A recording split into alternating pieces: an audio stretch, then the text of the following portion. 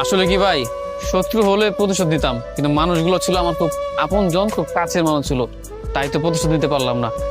বারংবার দেখলাম দুঃখ কষ্ট যাদের কাছ থেকে পেয়েছি এই মানুষগুলো আমার আপন জন ছিল, যারা আমাকে ঠকিয়েছে তারা আমার আপন জন ছিল। আসলে এগুলো শত্রু হলে তাদেরকে আমি প্রতিশোধ নিতাম, কিন্তু বিশ্বাস করেন ভাই, যখন আমি দেখলাম বারংবার দুঃখ কষ্ট অবহেলা এই আমার সাথে বেইমানি করেছে বা প্রতারণা করেছে, সেই প্রত্যেকটা মানুষ চিরচেনা মুখগুলো আমার আপন জন। তাই দিন শেষে আমি তাদের প্রতিশোধ নিতে পারলাম না। বারংবার এইটা দেখেছি যে আমার এই আপন মানুষগুলো আমাকে ঠকিয়েছে, অতএব এদেরকে মাফ করে দেওয়া যাক। এরা মাফ করে দিলাম, এরা খুশি থাকুক, জীবনে ভালো থাকুক।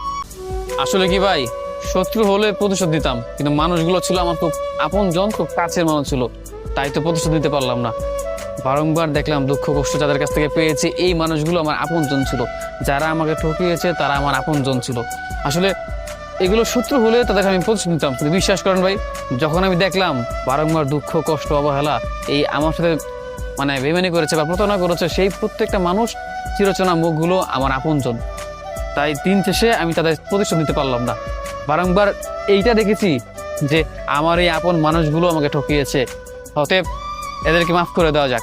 এরা মাফ করে দিলাম, এরা খুশি থাকুক, জীবনে ভালো থাকুক।